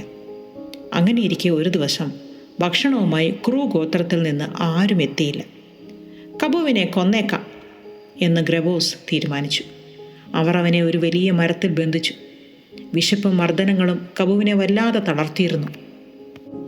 ഗ്രബോസ് എന്നെ കൊല്ലുന്നെങ്കിൽ കൊല്ലട്ടെ, അവനും മരണത്തിനായി ആഗ്രഹിച്ചിരുന്നു. മാംസം തിന്നുന്ന ഉറുമ്പുകളെ ശരീരത്തിലേക്ക് കടത്തിവിട്ട് ഇഞ്ചിഞ്ചായി തടവുകാരെ കൊല്ലുന്നതായിരുന്നു ക്രൂരന്മാരായ ഗ്രബോസ് ഉപയോഗിച്ചിരുന്നത്. കബുവിൻ്റെ ചുറ്റും ആയുധങ്ങളുമായി കുറേ പേർ. കബുവിന് ഇനി രക്ഷയില്ല. അവൻ അവസാനമായി ആകാശത്തേക്ക് നോക്കി. ആകാശവും ഭൂമിയും മരങ്ങളും മൃഗങ്ങളും പക്ഷികളും ഒക്കെ ഉണ്ടാക്കിയ ഒരു ദൈവം ഉണ്ടോ? ഉണ്ടെങ്കിൽ ആ അദൃശ്യ ശക്തിയോട് അവൻ മൗനമായി പ്രാർത്ഥിച്ചു. പെട്ടെന്നാണത് സംഭവിച്ചത്. ആകാശത്തു നിന്ന് അതിശക്തമായ ഒരു വെളിച്ചം അവിടെ ചുറ്റും തെളിഞ്ഞു മിന്നി. കബുവിൻ്റെ കയ്യിലെ കെട്ടുകൾ അഴിഞ്ഞു വീണു. ഗ്രബോസ് ഭയന്നു. പരിഭ്രാന്തരായി അവർ താഴെ വീണു. ഓട് കബു, ഓട് എന്ന് തന്നോട് പറയുന്ന ഒരു ശബ്ദം അവൻ കേട്ടു. അത്ഭുത സ്തബ്ധനായി നിൽക്കുന്ന കബു ശബ്ദം കേട്ടതും എങ്ങോട്ടെന്നില്ലാതെ കുതിച്ചു പാഞ്ഞു. അവൻ്റെ മുമ്പിൽ ആ വിചിത്ര വെളിച്ചം വഴികാട്ടിയായി ഉണ്ടായിരുന്നു. തങ്ങളുടെ തടവുകാരൻ രക്ഷപ്പെട്ടതിൽ നിരാശരായി അവനെ പിടിക്കുവാൻ ഗ്രബോസ് അവൻ്റെ പിന്നാലെ ഓടി. ദിവസങ്ങളായി ഭക്ഷണം കഴിക്കാതിരുന്നിട്ടും ശരീരത്തിൽ നിറയെ മുറിവുകൾ ഉണ്ടായിരുന്നുവെങ്കിലും കബു ഓടി, ഏതോ ഒരു പുതിയ ശക്തി കിട്ടിയ പോലെ. രാത്രിയിൽ അവൻ ഒരു മരപ്പൊത്തിൽ കയറിയിരുന്നതിനാൽ അവൻ്റെ ശത്രുക്കൾ അവനെ കാണുവാൻ ഇടയായില്ല. അടുത്ത ദിവസങ്ങളിൽ അവൻ ലൈബീരിയൻ വനങ്ങളിൽ കൂടി നടന്നും ഓടിയും തലസ്ഥാനമായ മൺറോവിയയിൽ എത്തി. വഴിയിലുടനീളം അവൻ അതിശയിച്ചു. എന്തായിരുന്നു ആ വെളിച്ചം? എവിടെ നിന്നാണ് ശബ്ദം ഉണ്ടായത്? എൻ്റെ പേര് ആ ശബ്ദം എങ്ങനെ അറിഞ്ഞു? കുഴയ്ക്കുന്ന ചോദ്യങ്ങളുമായി അവൻ എത്തിച്ചേർന്നത് ഒരു കോഫി പ്ലാന്റേഷനിൽ ആയിരുന്നു. ഏകദേശം തൻ്റെ പ്രായമുള്ള നന്നായി വസ്ത്രധാരണം ചെയ്തിരുന്ന ഒരു പയ്യൻ കബുവിൻ്റെ അടുത്തേക്ക് വരുന്നത് അവൻ കണ്ടു. അവൻ കബുവിനെ പ്ലാന്റേഷൻ മുതലാളിയുടെ മുന്നിൽ കൊണ്ടുചെന്നു. അവിടെ അവർ അവൻ്റെ മുറിവുകൾ മരുന്ന് വെച്ച് കെട്ടി ഭക്ഷണം നൽകി കോഫി പ്ലാന്റേഷനിൽ ജോലിയും കൊടുത്തു. ദിവസങ്ങൾ മുന്നോട്ട് നീങ്ങി. ഉത്തരം കിട്ടാത്ത ചോദ്യങ്ങൾ അപ്പോഴും കബുവിനെ വല്ലാതെ അലട്ടിക്കൊണ്ടിരുന്നു. തൻ്റെ പിതാവ് തന്നെ രക്ഷിക്കുവാൻ വരാത്തതിൽ അവന് അമർഷമുണ്ടായിരുന്നു. തൻ്റെ വീട്ടിലേക്ക് എത്രയും പെട്ടെന്ന് പോകണം എന്നവൻ അതിയായി ആഗ്രഹിച്ചു. അങ്ങനെയിരിക്കെ ഒരു ഞായറാഴ്ച ദിവസം വന്നെത്തി. അവൻ്റെ കൂടെ ഉണ്ടായിരുന്ന ജോലിക്കാർ തൊട്ടടുത്തുണ്ടായിരുന്ന ഒരു ക്രിസ്ത്യൻ പള്ളിയിൽ പോകുവാൻ തയ്യാറെടുത്തപ്പോൾ അവനും ഒപ്പം കൂടി. അന്ന് അവിടെ ഒരു അമേരിക്കൻ വനിത ഷൗൽ എന്ന പൗലോസിൻ്റെ കഥ പറഞ്ഞു. ഡമസ്കസ് എന്ന പട്ടണത്തിലേക്ക് ക്രിസ്ത്യാനികളെ പിടിച്ചുകെട്ടാൻ പോയ ഷൗലിൻ്റെ ചുറ്റും ഒരു വെളിച്ചം മിന്നിയതും യേശുക്രിസ്തു ഷൗലിനോട് സംസാരിച്ചതും അദ്ദേഹം പിന്നീട് ലോകം കണ്ടതിൽ വെച്ച് ഏറ്റവും വലിയ ക്രിസ്ത്യാനി ആയതുമെല്ലാം അവർ വിവരിച്ചു പറയുന്നത് കബു അതിശ്രദ്ധയോടെ കേട്ടുകൊണ്ടിരുന്നു. ഒടുവിൽ കബു ചാടി എണ്ണീറ്റ് ഞാനും കണ്ടു ആ വെളിച്ചം എന്നുറക്കെ പറഞ്ഞു. ആ മിഷണറി വനിത അവൻ കണ്ട വെളിച്ചത്തെപ്പറ്റി കൂടുതൽ പറയുവാൻ അവനെ മുന്നിലേക്ക് ക്ഷണിച്ചു. കബു താൻ നേരിട്ട ക്രൂരതകളെക്കുറിച്ചും രക്ഷപ്പെട്ട കാര്യങ്ങളും പറയുന്നത് പള്ളിയിലുണ്ടായിരുന്നവർ ശ്വാസം അടക്കി പിടിച്ച് കേട്ടുകൊണ്ടിരുന്നു. അവൻ്റെ വിവരണം കേട്ടുകഴിഞ്ഞപ്പോൾ ആ വനിത അവനോട് യേശുക്രിസ്തുവാണ് ലോകത്തിൻ്റെ വെളിച്ചമെന്നും ആ വെളിച്ചം ഇരുണ്ട ഹൃദയങ്ങളിൽ പ്രകാശിക്കുവാൻ ഇഷ്ടപ്പെടുന്നുവെന്നും കബുവിനെയും സ്നേഹിക്കുന്നുവെന്നും കബുവിനെ രക്ഷിച്ച പിതാവാണ് യേശുക്രിസ്തു എന്നും അവർ പറഞ്ഞപ്പോൾ അവൻ്റെ കണ്ണുകൾ നിറഞ്ഞൊഴുകി. ആ പിതാവിനെ എനിക്ക് വേണം എന്ന് പറഞ്ഞ് അവൻ ഉറക്കെ കരഞ്ഞു. കബുവിൻ്റെ ജീവിതത്തിലെ ഏറ്റവും വലിയ അത്ഭുതം അന്നവിടെ നടന്നു. അവൻ്റെ സ്വന്തം പിതാവ് അവനെ രക്ഷിക്കുവാൻ വന്നില്ലെങ്കിലും തന്നെ മരണത്തിൽ നിന്നും നിത്യശിക്ഷയിൽ നിന്നും വിടുവിച്ച സ്വർഗീയ പിതാവാം ദൈവത്തെ അന്നു മുതൽ അഗാധമായി അവൻ സ്നേഹിക്കുവാൻ ആരംഭിച്ചു. ആ പിതാവിനൊപ്പം എപ്പോഴും ഇരിക്കുവാൻ അവൻ ഇഷ്ടപ്പെട്ടു. എന്തു ചെയ്യുവാൻ പോകുന്നതിന് മുമ്പും ഞാൻ എൻ്റെ പിതാവിനോട് ചോദിക്കട്ടെ എന്ന് പറയുമായിരുന്നു. സ്വർഗത്തിലെ പിതാവാം ദൈവത്തിൻ്റെ വാക്കുകളായ ബൈബിൾ പഠിക്കണം എന്നവൻ ആഗ്രഹിച്ചു. അതിനായി ഇംഗ്ലീഷ് പഠിക്കുവാൻ തുടങ്ങി. അമേരിക്കയിൽ നിന്ന് മൺട്രോവിയയിൽ വന്നിട്ടുള്ള ലിസി മക്നീൽ എന്ന വനിത അവനെ ഇംഗ്ലീഷും ബൈബിളും പഠിപ്പിച്ചു തുടങ്ങി. കോഫി പ്ലാന്റേഷനിലെ ജോലികൾക്കിടയിലും അവൻ പ്രാർത്ഥിക്കുമായിരുന്നു. ചില ദിവസങ്ങൾ രാത്രിയിൽ ഉറങ്ങാതിരുന്ന് പ്രാർത്ഥിക്കും. ദൈവത്തെ അവൻ എൻ്റെ പിതാവെന്ന് വിളിക്കുവാൻ എപ്പോഴും ഇഷ്ടപ്പെട്ടിരുന്നു. അതിനിടയിൽ ലിസി അവൻ്റെ പേര് മാറ്റി. സാമുവൽ മോറിസ് എന്ന പുതിയ പേര് അവനും ഇഷ്ടമായി. തനിക്ക് ബൈബിളിൽ അറിയാവുന്നതെല്ലാം സാമുവലിനെ പഠിപ്പിച്ചു കഴിഞ്ഞുവെന്നും ഇനി കൂടുതൽ പഠിക്കണമെങ്കിൽ അമേരിക്കയിലെ ന്യൂയോർക്കിലുള്ള സ്റ്റീഫൻ മെറിറ്റിനോട് ചോദിക്കണമെന്നും ലിസി ഒരു ദിവസം സാമുവലിനോട് പറഞ്ഞു. അത് കേട്ടപ്പോൾ അവന് അമേരിക്കയിൽ പോകണം എന്ന് പറഞ്ഞു.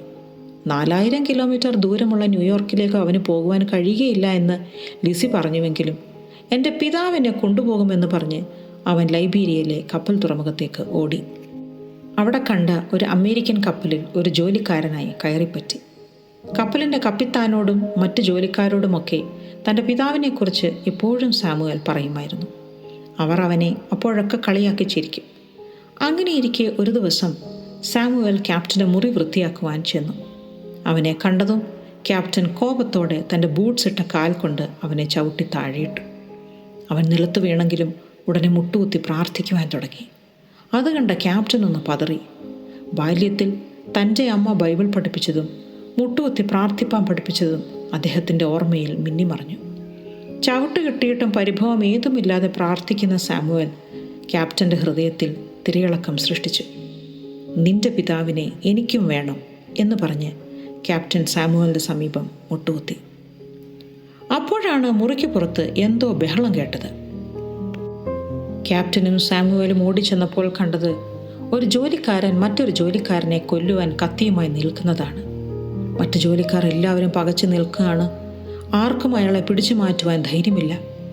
ഇത് കണ്ട് സാമുവൽ ഓടിച്ചെന്ന് അവർ രണ്ടുപേരുടെയും ഇടയിൽ കയറി നിന്ന് കത്തിയുമായി നിൽക്കുന്ന ആളോട് അവനെ കൊല്ലരുത് എന്ന് ദൈവം പറയുന്നു എന്ന് വളരെ ഉറച്ച സ്വരത്തിൽ പറഞ്ഞു.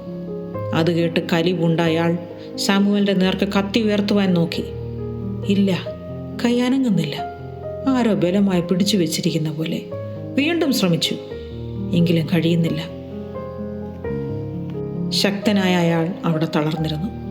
എല്ലാവരും ഓടിക്കൂടി സാമുവലിൻ്റെ ധൈര്യത്തെ മുക്തകണ്ഠം പ്രശംസിച്ചു. ഞാനൊന്നും ചെയ്തില്ല, എൻ്റെ പിതാവാണത് ചെയ്തത്, അവൻ വിനയപൂർവ്വം അവരോട് പറഞ്ഞു. നിന്റെ പിതാവിനെക്കുറിച്ച് ഞങ്ങളോട് പറയാമോ എന്നായി അവർ. 1891 സെപ്റ്റംബറിൽ 5 മാസത്തെ കപ്പൽ യാത്രയ്ക്ക് ശേഷം ആ കപ്പലിലെ ഭൂരിപക്ഷം ജോലിക്കാരും സാമുവലിൻ്റെ പിതാവിൻ്റെ മക്കളായി കഴിഞ്ഞിരുന്നു. ക്യാപ്റ്റൻ അവനെ സ്നേഹപൂർവ്വം സാമി എന്ന് വിളിച്ചിരുന്നു. അവനെ തൻ്റെ കൂടെ നിർത്തുവാൻ അദ്ദേഹത്തിന് താല്പര്യമുണ്ടായിരുന്നുവെങ്കിലും ഞാൻ ബൈബിൾ പഠിക്കുവാൻ പോവുകയാണ്, എന്നിട്ട് എനിക്ക് എൻ്റെ നാട്ടിൽ ചെന്ന് എൻ്റെ പിതാവിനെക്കുറിച്ച് അവരോടൊക്കെ പറയണം എന്ന ആഗ്രഹം ഉണ്ടായിരുന്നതുകൊണ്ട് ക്യാപ്റ്റൻ അവനെ ന്യൂയോർക്ക് തുറമുഖത്ത് ഇറക്കിവിട്ടു.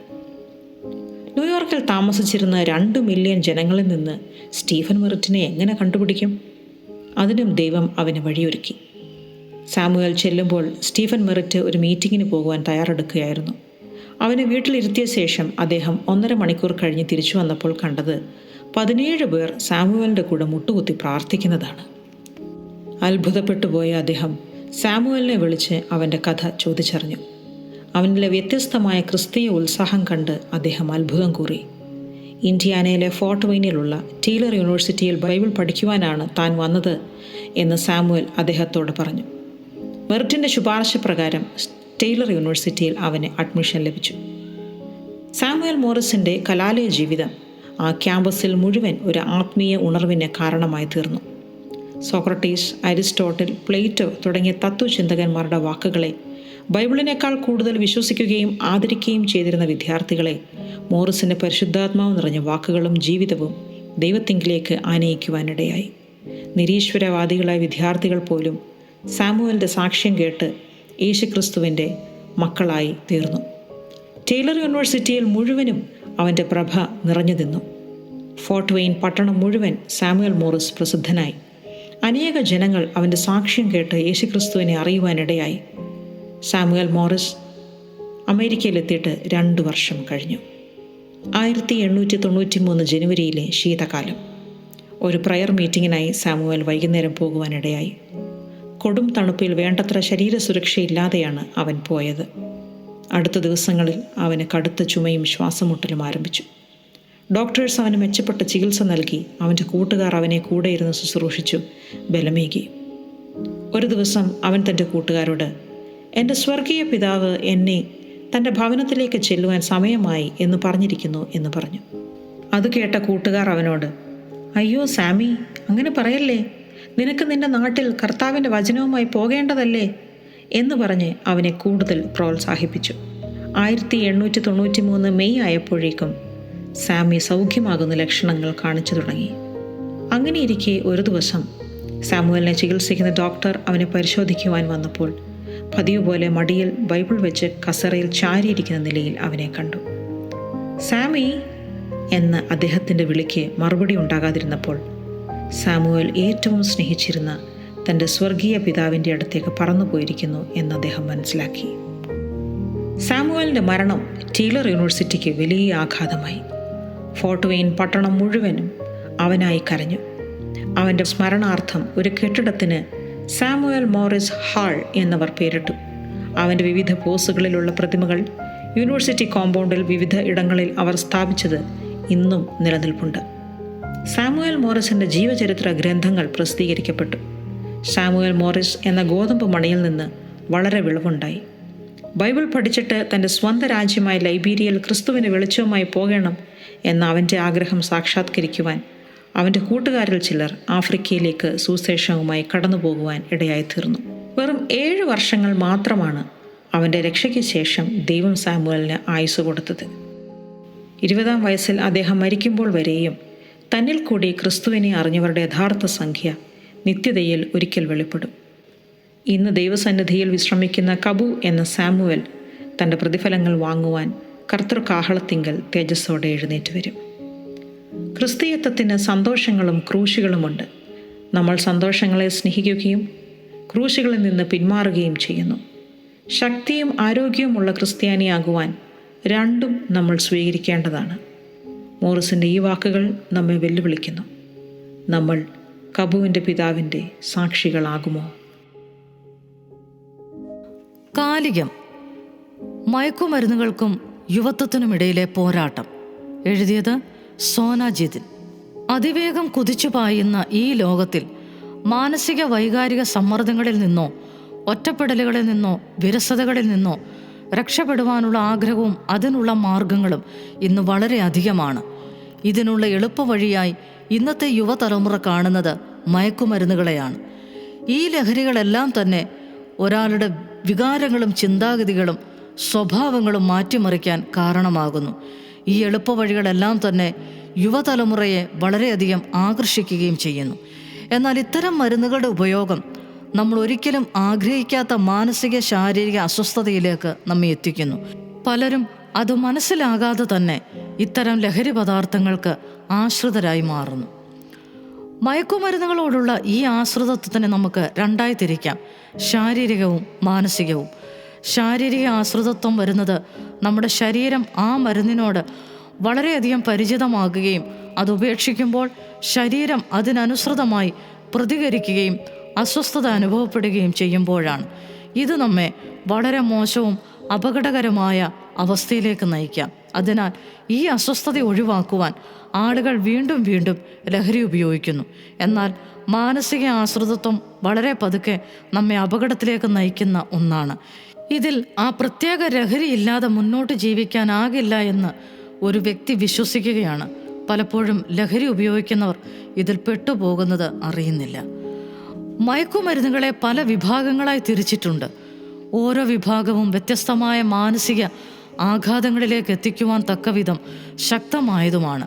ഒന്നാമതായി സ്റ്റിമുലൻസ് എന്നറിയപ്പെടുന്ന ലഹരികൾ. അതിലുൾപ്പെടുന്നത് ആംഫെറ്റമൈനസ്, കൊക്കൈൻ, നിക്കോട്ടിൻ, കഫീൻ എന്നിവയാണ്. സ്റ്റിമുലൻസ് മസ്തിഷ്കത്തിൻ്റെ പ്രവർത്തനം വേഗത്തിലാക്കുന്നു. ഇവയുടെ ഉപയോഗം കൂടുതൽ ഉണർവും ആവേശവും തരുമെങ്കിലും അതിന് പിന്നാലെ വലിയ തോതിലുള്ള മാനസിക തകർച്ചയും ഉണ്ടാകും. പലപ്പോഴും ഒരു ഉന്മാദത്തിനായി ഇവ പുനരുപയോഗം നടത്തുന്നത് ഒരു വ്യക്തിയെ ലഹരിക്ക് അടിമയാക്കി മാറ്റുന്നു. തന്മൂലം മനുഷ്യ ശരീരം അതിനോട് കൂടുതൽ അടിമപ്പെടുമ്പോൾ ശരീരത്തിന് കൂടുതൽ ഡോസ് ആവശ്യമായി വരുന്നു. ഇതിന് വിപരീതമാണ് ഡെപ്രസൻസ് പ്രവർത്തനം. ഇവ മസ്തിഷ്കത്തിൻ്റെ പ്രവർത്തനങ്ങൾ മന്ദഗതിയിലാക്കുന്നു. ഇവയിൽ ബാർബിറ്റുറേറ്റ്സ്, ബെൻസോഡയസെഫാൻസ്, മദ്യം എന്നിവ ഉൾപ്പെടുന്നു. തുടക്കത്തിൽ ഈ ലഹരികൾ ഒരു വ്യക്തിക്ക് ആശ്വാസം നൽകുന്നു, എന്നാൽ പിന്നീട് അവരുടെ ഓർമ്മയും തീരുമാനമെടുക്കുവാനുള്ള കഴിവുകളെയും സാരമായി ബാധിക്കുന്നു. യുവതലമുറയിൽ ഏറ്റവും കൂടുതൽ ആളുകളും ഉപയോഗിക്കുന്നത് മദ്യമാണ്. ഇവയെല്ലാം തന്നെ പഠനത്തിൽ പുറകിലേക്ക് പോകുവാനും തെറ്റായ ലൈംഗിക സ്വഭാവത്തിലേക്കും മറ്റപകടങ്ങളിലേക്കും നയിക്കുന്നു. പലപ്പോഴും ഒന്നിലധികം ഡെപ്രസൻസ് ഒന്നിച്ചുപയോഗിക്കുന്നതും ലഹരികളുടെ ഡോസ് കൂടുന്നതും ഒരു വ്യക്തിയെ മരണത്തിലേക്കും ദീർഘകാലം നിലനിൽക്കുന്ന ആരോഗ്യ പ്രശ്നങ്ങളിലേക്കും നയിക്കും. മറ്റൊരു വിഭാഗമാണ് ഹാലുസിനോജൻസ്. ഇവ വ്യത്യസ്തമായ മാനസിക നിലയിലേക്ക് എത്തിക്കുന്നു. LSD, MDMA, കഞ്ചാവ് തുടങ്ങിയവ ഈ വിഭാഗത്തിൽപ്പെടുന്നു. ഈ ലഹരികൾ യഥാർത്ഥ ബോധത്തെ മാറ്റുകയും എല്ലാ ഇന്ദ്രിയങ്ങളെയും ബാധിക്കുകയും ചെയ്യുന്നു. ഇവയുടെ നിയന്ത്രണാതീതമായ ഉപയോഗം യുവാക്കളിൽ ആശയക്കുഴപ്പവും ഭയവും വികാരക്ഷോഭവും സംശയവും യഥാർത്ഥ ബോധത്തിൽ നിന്ന് മാറുവാനും ഇടയാക്കുന്നു. കഞ്ചാവ് എന്നത് നമ്മൾക്ക് സുപരിചിതമാണെങ്കിലും അതിൻ്റെ അമിതമായ ഉപയോഗം ചിന്താശേഷിയിലും വികാര നിയന്ത്രണത്തിലും സാരമായ തകരാറുകൾ സൃഷ്ടിക്കുന്നു. മയക്കുമരുന്നുകൾ ഇത്തരം ഉന്മാദം പോലുള്ള അനുഭവം നൽകുന്നത് മസ്തിഷ്കത്തിൽ മെസോലിംബിക് ഡോപ്പമൈൻ സിസ്റ്റം എന്നതിനെ ആക്ടിവേറ്റ് ചെയ്യുന്നത് കൊണ്ടാണ്. ഒരു വ്യക്തി മയക്കുമരുന്നുകൾ ഉപയോഗിച്ചാൽ ഈ സിസ്റ്റം അതിവേഗത്തിൽ ആക്ടിവേറ്റായി മസ്തിഷ്കത്തിൽ ഡോപ്പമിൻ്റെ അളവ് ക്രമാതീതമായി വർദ്ധിപ്പിക്കുന്നു. അതവരെ ഉന്മാദാവസ്ഥയിലേക്ക് എത്തിക്കുന്നു. അങ്ങനെ ഈ പ്രത്യേക അനുഭൂതി ലഭിക്കുവാൻ വീണ്ടും വീണ്ടും ലഹരി ഉപയോഗിക്കുന്നു. അവസാനം ലഹരിക്കടിമയായി അവർ മാറുന്നു. യുവാക്കൾ ലഹരിക്കടിമയാകുവാൻ പല കാരണങ്ങളുണ്ട്.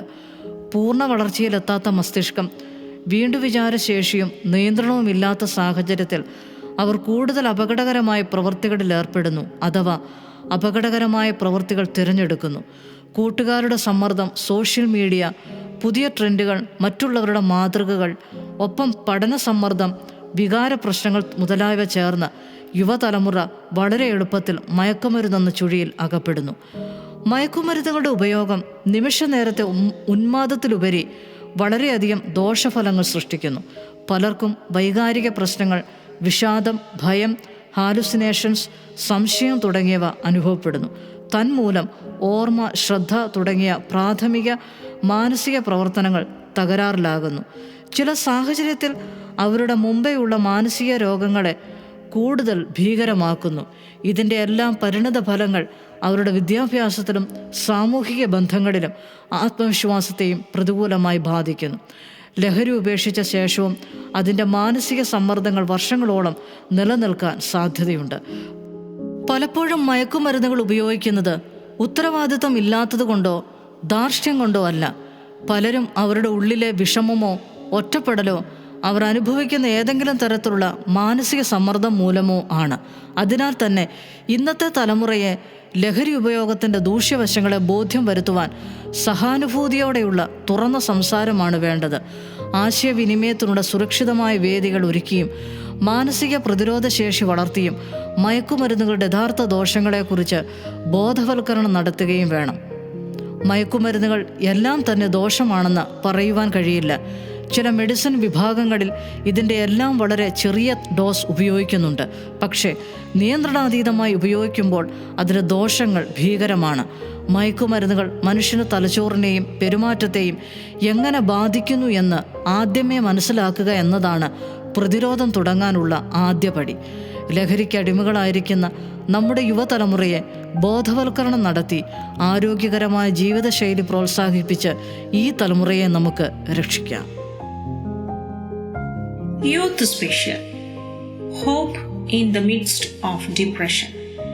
Written by Sheba Johnson. Are you drowning in the weight of life's struggles? Maybe it's the sting of betrayal, the ache of loneliness, or the crushing pressure of expectations. Perhaps you wake up every day feeling like a shadow of who you used to be, wondering, is this all there is? If you have ever felt that way, you are not alone. Depression isn't just a passing sadness. It can be heavy fog that clouds your thoughts, drains your energy, and makes even the smallest tasks feel impossible.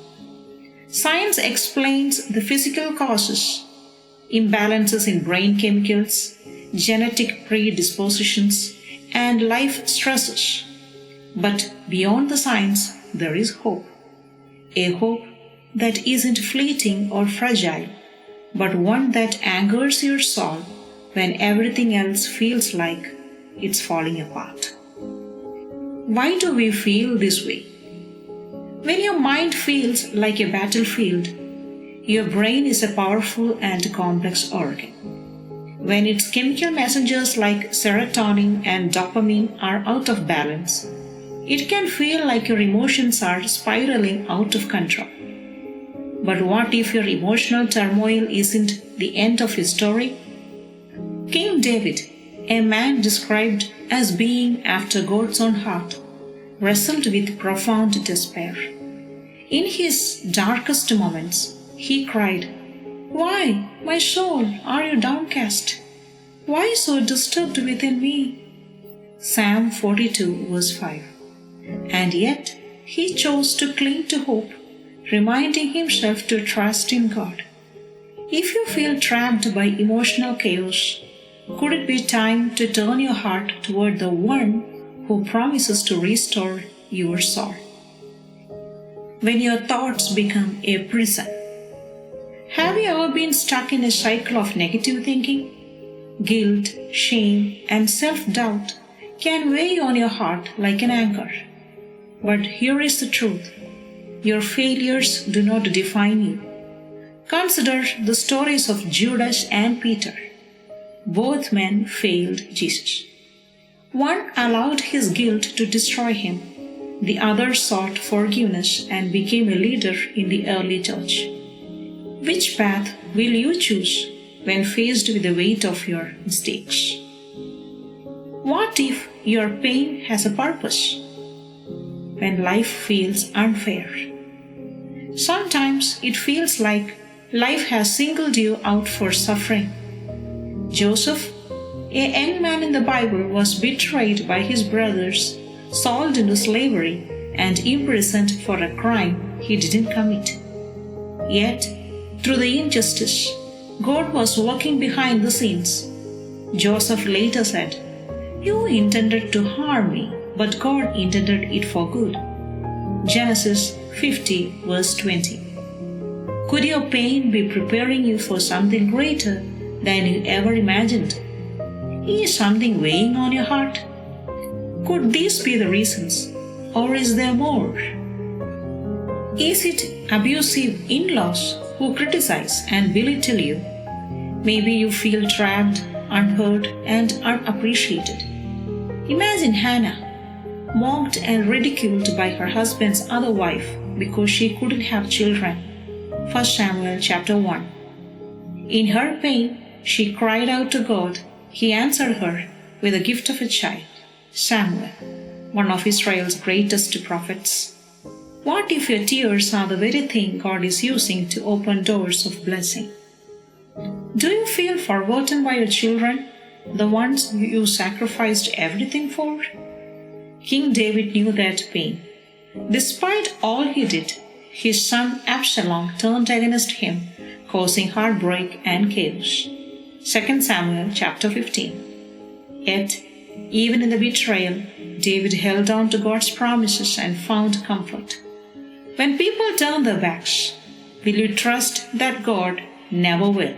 Is your spouse living a lie?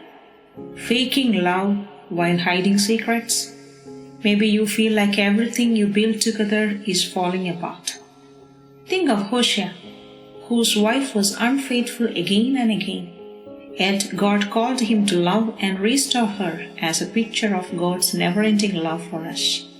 Hosea chapter 3 verse 1. If God can redeem the brokenness in their story, don't you believe He can work in yours? Are you struggling with joblessness? Feeling like you have lost your value? Joseph knew that pain. He was thrown into prison for a crime he didn't commit. Genesis chapter 39. Yet, even in a dark prison cell, God was preparing him for a higher position, ruling Egypt and saving nations. Could your waiting season be God's training ground for something bigger? Did failure in studies make you feel like you will never succeed? Peter failed publicly, denying Jesus 3 times. Luke chapter 22. Yet, Jesus didn't leave him in his failure. He restored Peter and used him to preach the gospel to thousands. Your mistakes don't disqualify you. God can still use you in powerful ways. Are you drowning in the shame of abuse? Feeling broken beyond repair? Tamar, the daughter of King David, was a victim of abuse. 2 Samuel chapter 13. Though her story is heartbreaking, it reminds us that God sees the pain others ignore. Your worth is not defined by what happened to you. God calls you precious and loved. Do financial struggles keep you awake at night? The widow of Zarephath was down to her last meal when the prophet Elijah came. 1 Kings chapter 17. She thought she and her son would die, but God multiplied her oil and flour, providing more than enough. If God can provide for her, won't He provide for you too? Maybe you feel exhausted, giving everything while feeling empty inside. Moses knew that weight as he led a complaining nation through the desert.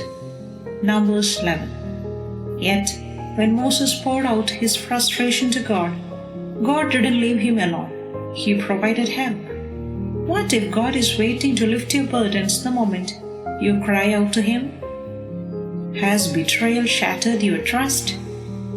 Jesus was betrayed by Judas, one of His closest followers. Matthew 26. Yet, even through the betrayal, God's plan of salvation was fulfilled. What if the pain of today is preparing the breakthrough of tomorrow? Are you lost in a spiritual crisis, wondering if God still cares? Elijah felt the same when he hid in a cave, overwhelmed by fear. 1 Kings 19. But God didn't leave him in the dark. He spoke to Elijah in a gentle whisper, reminding him that he was not alone. If you listen, could God be whispering hope in your heart too? But here is the truth. This is not the end of your story. You are not alone. Your life matters. Will you hold on and trust that hope is still alive? Remember, God who sees you, knows your pain, and is ready to bring hope where there seems to be none. So before you believe the lie that says, "This is the end," take a breath.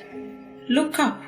Let the one who turned darkness into dawn write a new chapter for you.